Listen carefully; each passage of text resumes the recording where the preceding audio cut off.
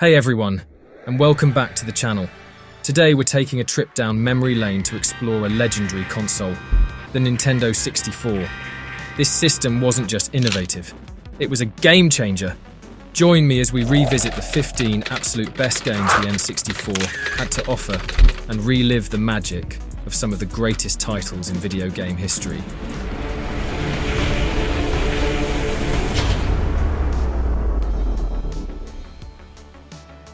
The Legend of Zelda, Ocarina of Time. Where to begin with such a monumental piece of video game history? Released in 1998, this masterpiece wasn't just a game, it was a universe in which many of us willingly got lost over and over again. The brainchild of Nintendo's EAD team, led by the visionary Shigeru Miyamoto, Ocarina of Time, wasn't just an evolution of the series. It was a revolution in the world of gaming. Do you remember the first time you set foot in Hyrule? The immensity of it, a 3D expanse that stretched as far as the eye could see, inviting exploration and adventure in a way we'd never experienced before. The game broke with the traditional top-down view of the series, presenting a breathtakingly open and fully exploratory world. It wasn't just about getting from point A to point B, it was about living in a world, soaking up its atmosphere and discovering its secrets at your own pace. Ocarina of Time introduced mechanics that would become staples in the video game lexicon. The Z-aiming system, for example, made for dynamic, fluid combat, making us feel like seasoned warriors rather than amateurs frantically tapping buttons. And who could forget Epona, summoning your horse with an unforgettable melody, then galloping through the halls of Hyrule was just magical. But it wasn't just the technical innovations that made Ocarina of Time a legend. It was the memories it left in the minds of every player who tried it. Solving puzzles in the Great Mojo Tree, the thrill of battling Ganondorf, and the bittersweet melody of the ocarina that could manipulate time itself.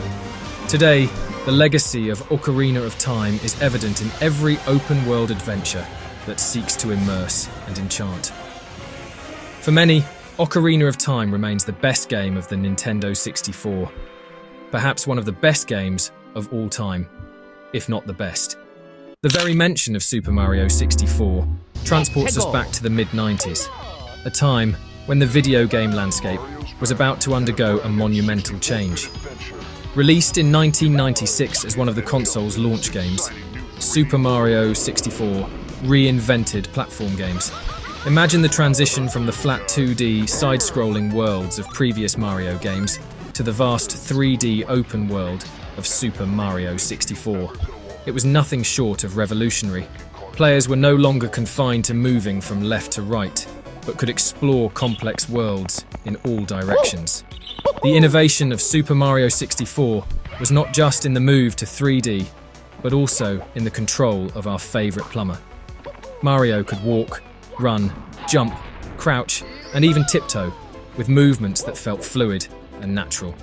The N64 controller's analog stick allowed a precision never before seen in a platform game.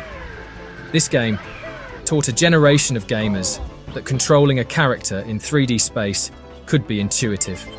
But beyond its technical achievements and impact on the industry, Super Mario 64 holds a special place in the hearts of those who experienced it at the time.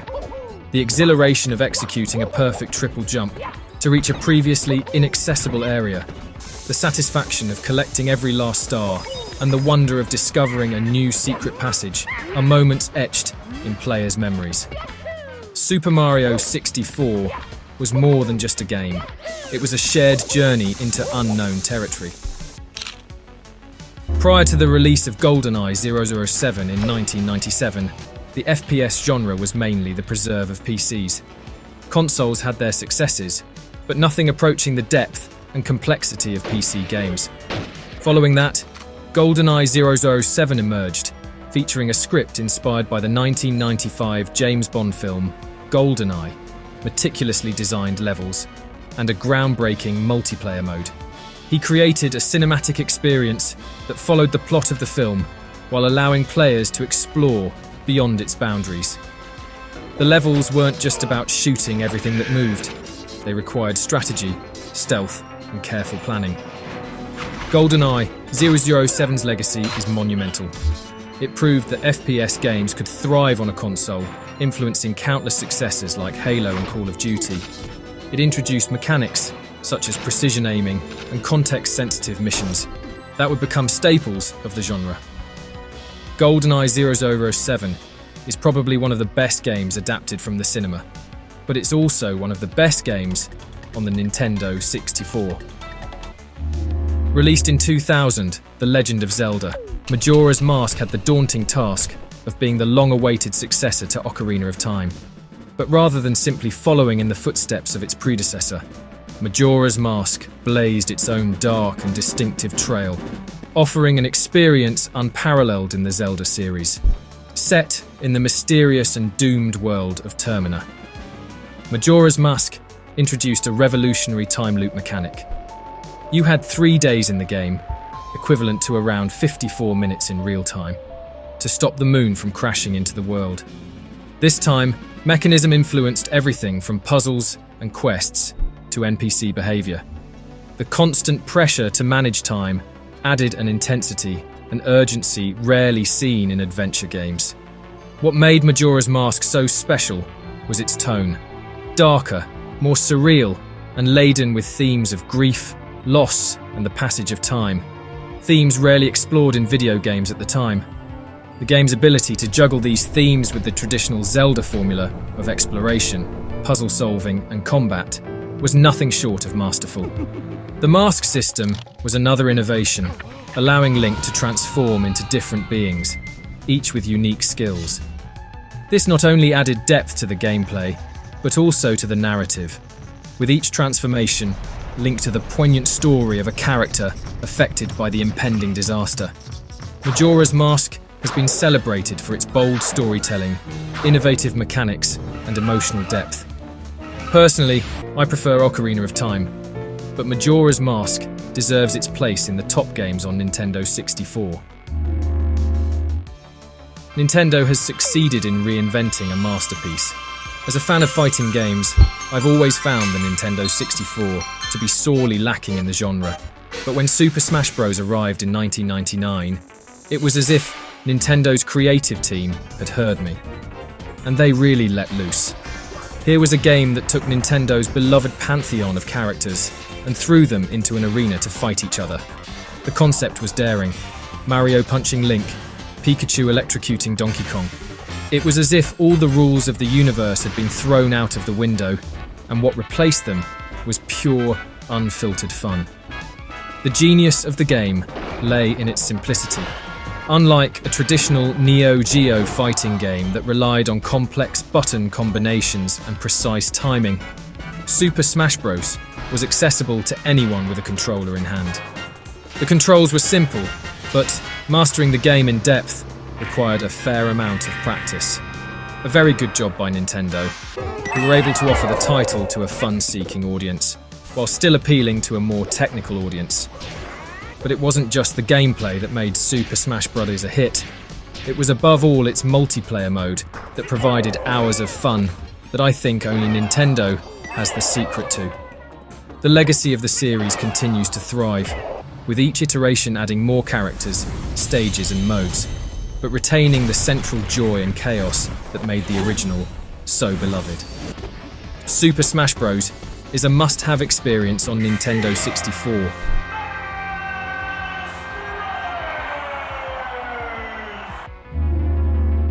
Mario Kart 64.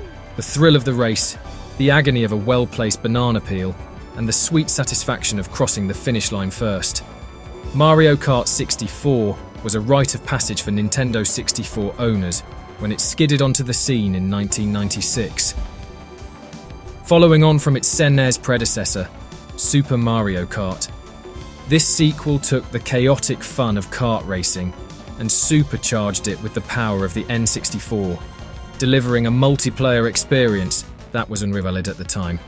The transition to 3D brought Mario Kart 64's tracks to life, from the dizzying heights of Rainbow Road to the treacherous twists and turns of Bowser's Castle. This leap forward allowed for more dynamic courses, enhanced by the N64's analog stick, which offered precise and intuitive steering. The game introduced split screen for 4 players, transforming the game into a community battlefield. The joy of throwing a perfectly timed red shell, or the despair of being struck by lightning just before the finish line became shared experiences that some people still talk about today.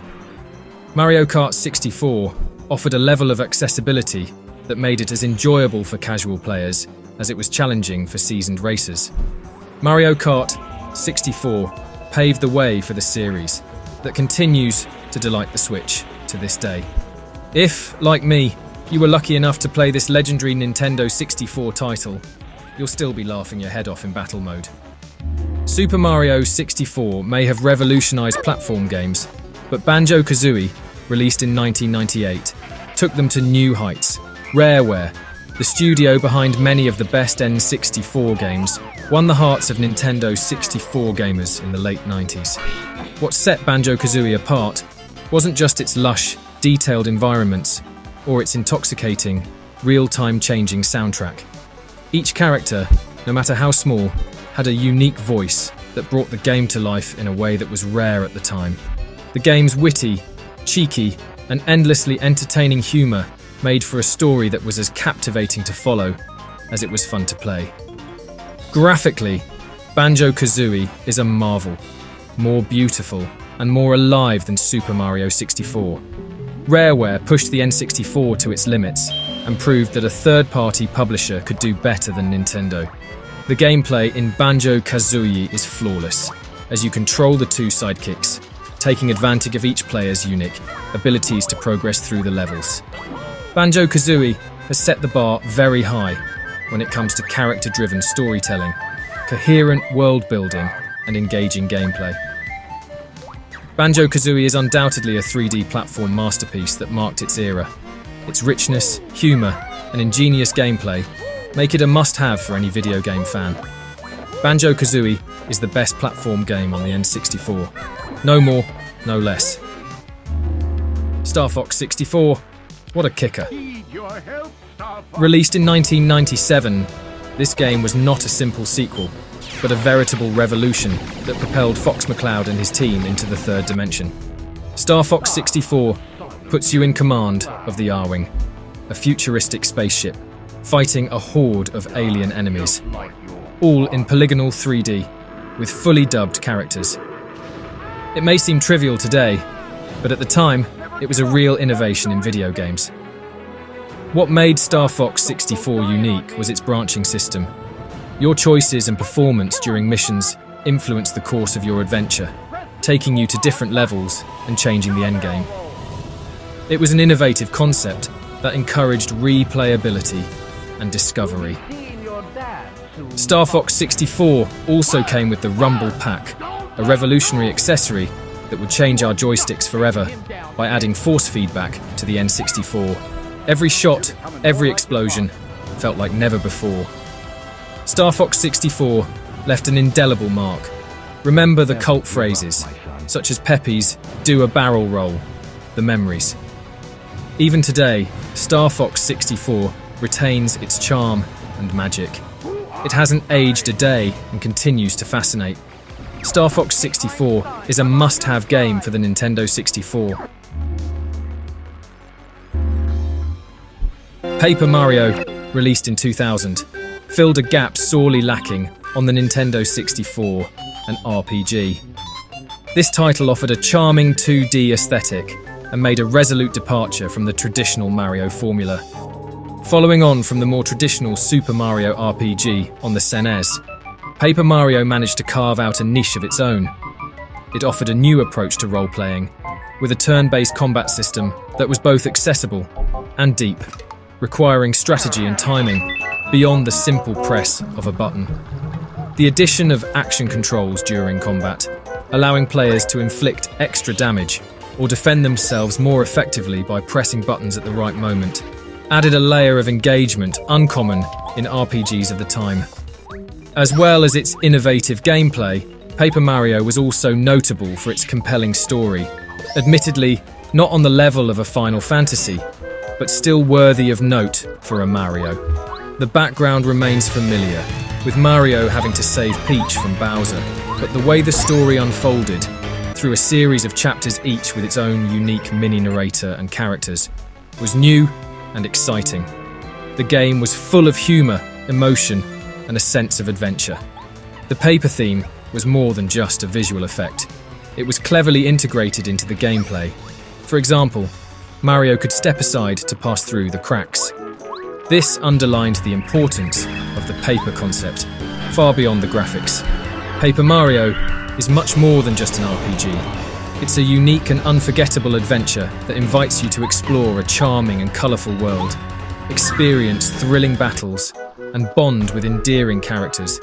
Its captivating story, innovative gameplay, and ingenious use of the paper theme make it a must-have for any RPG fan on the Nintendo 64. Rare Studios has struck again on the Nintendo 64. Conker's Bad Fur Day, released for the Nintendo 64 in 2001, was one of the boldest titles in the console's library. It was a game that dared to be different, breaking with Nintendo's family image thanks to its wry humour, mature themes, and a protagonist as far removed from a traditional hero as you can get. Conker, a squirrel with a penchant for drinking and getting into all sorts of misadventures, was a stark contrast to characters like Mario and Link. The game was a technical marvel for its time, pushing the N64 to its limits, with stunning graphics, detailed environments, and impressive dubbing, a rarity in the days of text dialogue. But it wasn't just this that made Conker's Bad Fur Day stand out, it was also its gameplay. The game was a mix of genres, blending platforming, shooting, puzzle solving, and even racing into a cohesive experience that never felt disjointed. But what really set Conker's Bad Fur Day apart was its humour. It was irreverent, daring, and often bordering on the absurd, with memorable moments and characters that have since gone down in gaming lore. Who could forget the great powerful Pooh singing his operatic ode to excrement, or the cat-hating Grim Reaper? These moments were shocking, hilarious, and totally original. Although Conker's Bad Fur Day was one of the Nintendo 64's best games, it was a commercial failure. This was due, in part, to its release at the end of the N64's life and its targeting of a more mature audience than that of Nintendo's console. As a result, it remains hard to find today. If you're looking for a game that will make you laugh, think, and surprise you, Conker's Bad Fur Day is it. Released in 1999, Donkey Kong 64 was ambitious. It was the first game in the series to feature an entirely 3D environment, following in the footsteps of Super Mario 64 and Banjo-Kazooie. But it didn't just copy its predecessors. It boasted some unique features, such as the ability to play with 5 different Kongs, each with its own abilities and special moves. One of the most memorable aspects of Donkey Kong 64 was the introduction of the expansion pack. This accessory enhanced the N64's RAM, allowing for improved graphics. The game was also renowned for its multiplayer modes, which offered hours of entertainment beyond the main campaign. From exploding barrels to frantic races, these modes were all the rage at parties with friends. Donkey Kong 64 is a mixture of innovation, ambition, and pure joy. It pushed back the boundaries of what was expected of a Donkey Kong game. It remains an essential in the N64 library. After an excellent GoldenEye 007, Rare is back with Perfect Dark, released in 2000. Set in a futuristic world, the game puts us in the shoes of Joanna Dark, an agent gifted for stealth, strategy, and action. Perfect Dark stands out for its depth and complexity. The game expanded the FPS formula with a compelling single-player campaign, thanks to an engaging narrative. But it was in its multiplayer mode that it truly shone.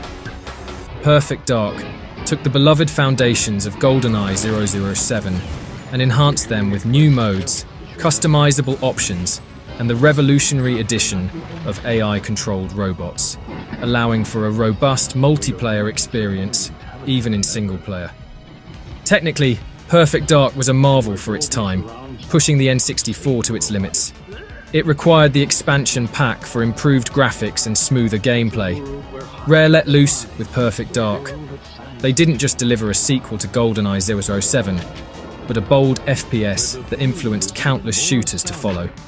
The game's focus on a strong female protagonist was also ahead of its time, paving the way for more diverse representation in video games. Perfect Dark is one of the best FPS games I've ever played, and not just on Nintendo 64. Diddy Kong Racing, released in 1997 for Nintendo 64, transcended the model established by Mario Kart thanks to its striking innovations. The game stands out not only for its varied choice of vehicles, cars, hovercrafts and airplanes, but also for its strategic, non-random object system and the introduction of a narrative single-player mode. It offers a captivating adventure across Timbers Island, an open world that acts as a hub for access to themed circuits and boss battles, enriching the experience with a narrative that adds weight to every victory. Diddy Kong Racing takes full advantage of the N64's capabilities, offering colourful graphics and varied environments. The catchy and memorable soundtrack adds to the unique atmosphere of each race. The cast of characters, including Diddy Kong, Banjo and Conker, adds an extra layer of charm to the game. Their presence, combined with a dynamic multiplayer mode, has ensured that Diddy Kong Racing has become a firm fixture on the N64, promoting joyful competition with family and friends.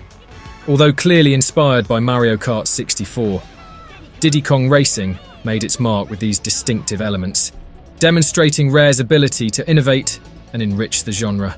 Diddy Kong Racing is a timeless classic and one of the best racing games on the Nintendo 64. F-Zero X, released in 1998, was a futuristic racing game that revolutionized the genre with its dizzying speed and demanding gameplay. Unlike other racing titles of the time, F-Zero X stands out for its sci-fi setting, where players pilot anti-gravity vehicles on tracks packed with loops, tight turns, and spectacular jumps. The game shines for its technical fluidity, racing at a constant 60 frames per second, even with 30 competitors on screen, a remarkable feat for the console.